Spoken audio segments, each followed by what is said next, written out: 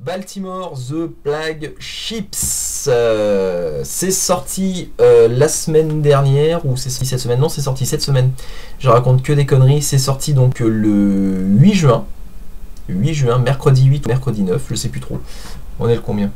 Cette vidéo a été vachement bien préparée, donc c'est sorti le mercredi 8 juin, donc c'est tout récent. Le hardcover, puisque Delcourt a décidé de sortir ça directement en hardcover, c'est génial, c'est vraiment génial, parce que bon, c'est pas que j'aime pas les softcovers, mais j'avoue qu'un hardcover ça fait quand même beaucoup plus plaisir. Donc Baltimore, format hardcover, pardon, donc scénarisé par Mike Mignola et Christopher Golden. Donc Baltimore, pour ceux qui ne le savent pas, de toute façon vous avez toutes les informations sur le blog bien sûr, dans catégorie et rubrique Baltimore.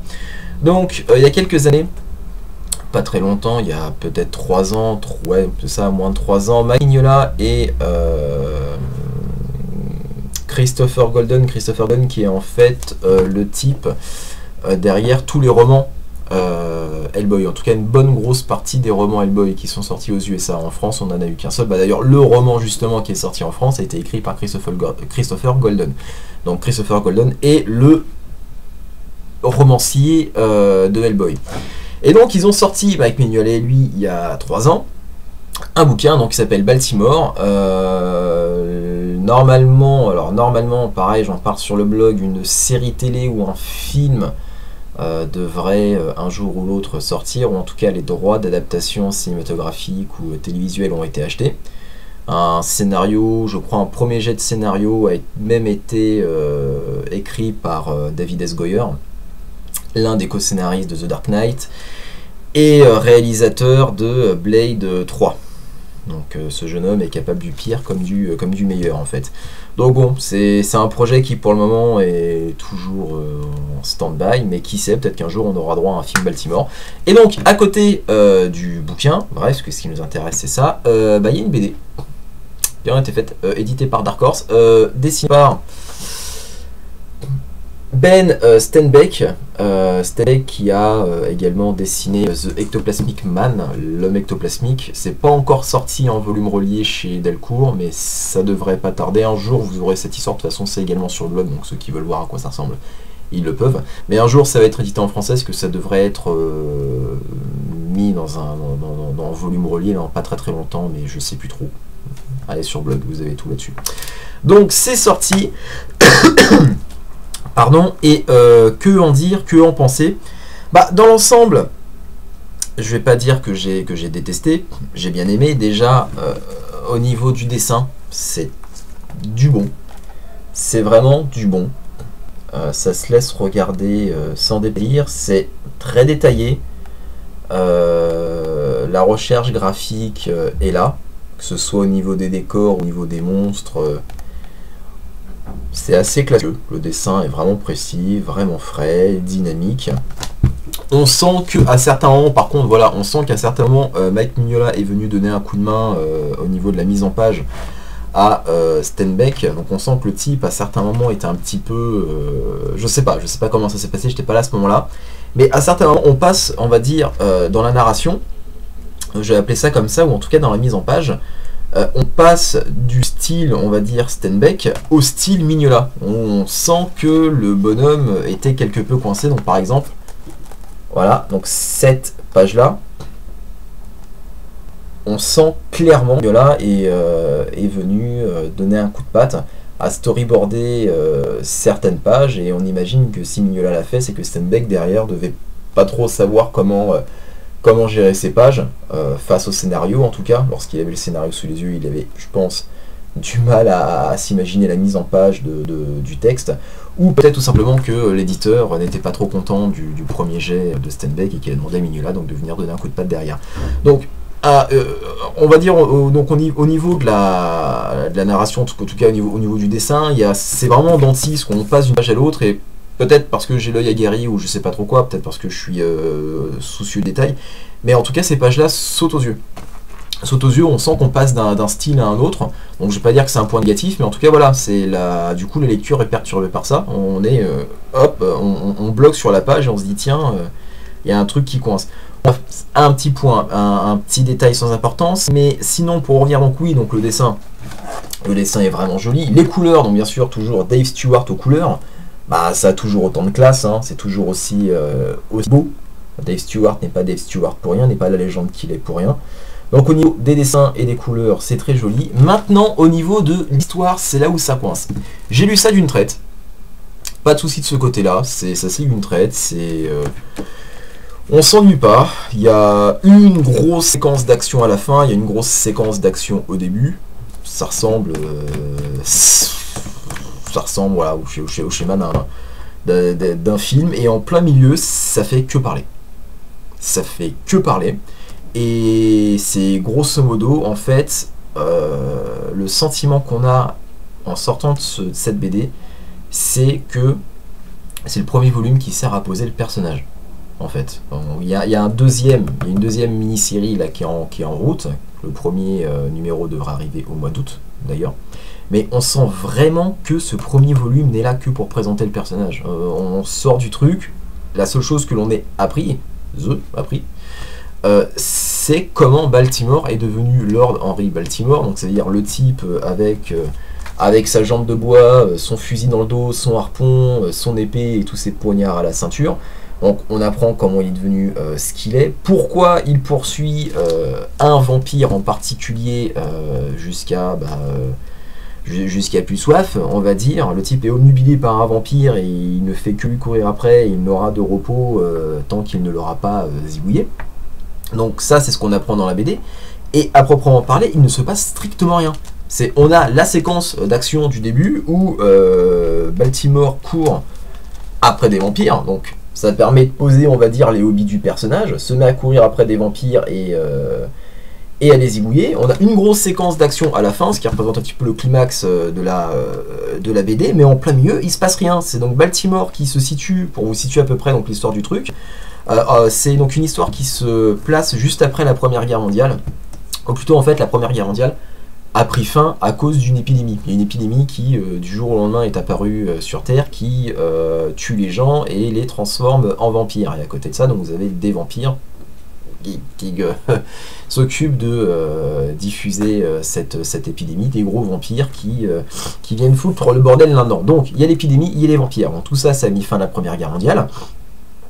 Le monde est un petit peu, on va dire, au bord de l'extinction, même si dans la BD, on n'a pas vraiment l'air, parce que les gens continuent de vivre leur vie à leur manière. Ils mettent en quarantaine les bâtiments ou les maisons des familles qui sont contaminées, puis à côté de ça ils vivent leur vie.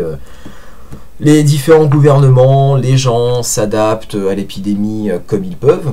Bref, c'est pas voilà, donc de ce côté-là l'histoire n'a pas vraiment été super travaillée, quoi. Il y a une épidémie, mais à côté de ça, quand Baltimore passe dans une ville où il y a une épidémie, les gens vivent à peu près normalement, hein. C'est pas du niveau de La Route ou du film La Route par exemple, ou du film Le Livre d'Eli, où on voit vraiment qu'il y a un monde post-apocalyptique qui a été créé. Non, là c'est ça reste soft vraiment. Et donc Lord Baltimore, donc, dans ce contexte même pas post-apocalyptique, dans ce contexte même pas de fin du monde, puisque c'est pas vraiment, on n'a pas vraiment l'impression que c'est la fin du monde, mais dans ce contexte de il y a un virus qui se balade dans l'air et qui tue les gens et les transforme en vampires, et à côté de ça il y a des vampires qui tuent les gens.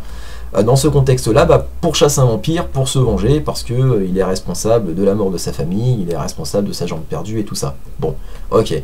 Donc au début de ce premier volume, il se pointe en France, dans un petit village en France, pour poursuivre ce fameux vampire, et sauver une extrémis juste après sa première baille par une gitane. Se met à papoter avec cette gitane, tombe sur la petite fille de sa gitane, que je vais vous montrer tout de suite, qui s'appelle Vanessa, si je dis pas de bêtises. Si j'ai pas de bêtises, elle s'appelle Vanessa, qui est juste là. Et donc, non, je me suis trompé de page. Et cette petite fille lui dit, bah écoute, Baltimore, j'en ai marre de ma vie, c'est chiant, il se passe rien ici, je veux vivre la grande aventure, je veux venir avec toi. Baltimore dit non, la grand-mère dit non parce que Baltimore est maudit, oui, parce que la grand-mère est gitane, donc elle est forcément sorcière. Parce que Baltimore est maudit, et que si elle y va avec lui, la petite fille, elle va mourir. Qu'à cela ne tienne, la petite fille et Baltimore finissent par tomber d'accord, parce que la petite fille, donc Vanessa, peut avoir un bateau à Baltimore, pour poursuivre son vampire qui s'appelle Agius, ou Agius, je sais pas trop comment le prononcer, que l'on voit en bas à droite ou à gauche, ça dépend, le mec avec un œil... là, voilà, le mec avec un œil rouge. Donc pour poursuivre ce mec, donc, elle lui obtient un bateau. Donc à partir de là, ils prennent le bateau, ils vont naviguer, ils tombent dans une tempête, le bateau se fracasse sur une île, il reste bloqué sur l'île pendant tout un chapitre, à papoter, donc Baltimore raconte son histoire à Vanessa. À la suite de ça, donc sur l'île, il y a plein de sous-marins échoués, les sous-marins sont remplis de cadavres, les cadavres en plein milieu de la nuit se transforment en vampires zombies, attaquent Baltimore, Baltimore prend Vanessa, la met dans un sous-marin pour la couper du monde, scelle le sous-marin, reste sur la plage à côté du sous-marin, se bastonne avec tous les vampires zombies, donc il y en a à peu près des centaines. Le jour se lève, Vanessa sort du sous-marin, tous les vampires sont morts, et là à ce moment-là elle dit, bah finalement je veux rentrer chez moi. C'est trop dangereux d'être avec toi, ma grand-mère avait raison, t'es maudit. Et il rentre dans le village du début. Là je vous ai résumé le premier volume, il ne se passe strictement rien, si ce n'est la présentation du personnage, mais celui qui a lu le livre, j'imagine, ça doit être vachement rageant, parce que dans le bouquin c'est aussi expliqué. Ils expliquent dans le bouquin comment il a perdu sa jambe, comment il en est arrivé là. Ils expliquent tout ça, le contexte de maladie, de peste vampirique, tout ça, tout est expliqué, et tout est réexpliqué en images dans le premier volume. En même temps, il fallait en passer par là. Normal, le lecteur qui a jamais lu le bouquin, bah, si on saute tout ça, bah, il est un petit peu perdu, il lâche le truc. Donc, ils étaient obligés de passer par là, mais en faire tout un volume, je doute que ce soit la solution, en tout cas la meilleure solution, quoi. Parce que là, faut pas dire qu'on a l'impression d'avoir claqué 25 €, bah oui, parce que forcément c'est un hardcover, donc ça coûte 24,99 $, donc avec la conversion, bah, 25 €. On achète ça en boutique en France. Mais c'est tout comme, on n'est pas à ce niveau-là, on n'est pas l'impression de s'être fait arnaquer, on n'a pas l'impression de s'être fait arnaquer, mais il se passe rien, quoi. On lit, il se passe rien. La fin, c'est une fin qui annonce directement une suite, parce qu'à un moment, au début du film, moi je reste vraiment sur cette comparaison film, parce que bon, voilà, si je fais la comparaison avec le film, c'est qu'on vraiment que ça parle aux gens. On voit le film, il se passe rien, il y a une scène d'action au début, une scène d'action à la fin, puis en plein milieu, ça fait que parler, bah voilà, c'est ça, c'est le premier volume de Baltimore. Et donc je vous disais, oui, au début de l'ouvrage, lorsque Baltimore tombe sur Vanessa, en fait, donc les villageois juste derrière tombent sur Baltimore, parce que Baltimore a tué des vampires dans la place, a fait sauter un bâtiment, a fait sauter un zeppelin au-dessus de la ville, donc bref, les mecs ont un petit peu la rage, et ils arrêtent Baltimore, le mettent en cellule. Et à ce moment-là, en fait, ils expliquent qu'il y a un inquisiteur qui va se pointer et qui va être en fait chargé de dire si oui ou non Lord Baltimore est de mèche avec les vampires. Donc pour grosso modo savoir s'il le zigouille ou pas. S'il n'est pas de mèche avec les vampires, il le relâche, s'il est de mèche, bah, il le zigouille.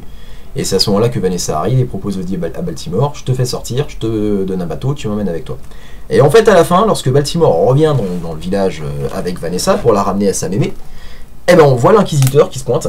Et d'ailleurs, comme un inquisiteur c'est super méchant, on a tous vu des films du type Mission, Hero et Jeremy Irons, tous ces films-là, on sait que ce sont tous des salauds, et donc ça c'est la dernière page, l'inquisiteur qui est en train de nous torturer un jeune individu lambda, afin de répandre, on va dire, la foi, ou en tout cas la nouvelle foi qui semble s'installer en ces temps de crise et de doute, pour genre les sorcières de Salem, quoi. Donc là je pense qu'à ce moment-là il y a une idée qui s'installe, et donc on a la case The End, donc l'inquisiteur qui est là et Baltimore qui revient, donc qui vient tomber directement dans les bras de cet inquisiteur qui est armé jusqu'au cou et qui semble-t-il être un gros bâtard, et à partir de là donc on sent qu'on a le début de quelque chose et pouf, la fin. Donc je pense en avoir assez dit là, j'espère n'avoir pas trop été parce que il me semble que de passer du coq à l'âne plusieurs reprises dans la vidéo, mais ça a été fait en live, hein, comme d'habitude, il n'y a pas eu de préparation, les mots sortaient tout seuls. Donc voilà, juste mot de la fin, donc pour vous dire, donc c'est bien, c'est pas indispensable, mais c'est bien, mais grosso modo, voilà, donc là ça y est, l'histoire est située, le contexte, la situation, le personnage, les objectifs du personnage sont placés. Maintenant, j'attends de voir le deuxième pour voir ce que ça va donner, mais a priori, normalement, là, la série Baltimore devrait être lancée à ce niveau-là. Et maintenant qu'il n'y a plus de contraintes, bah, je pense que ça va être que du bonheur. Donc on verra à ce moment-là, je vous en referai une vidéo, bah, je pense d'ici un an, hein, le temps que le deuxième hardcover sorte. En attendant la prochaine vidéo, prenez soin de vous et je vous dis à la prochaine.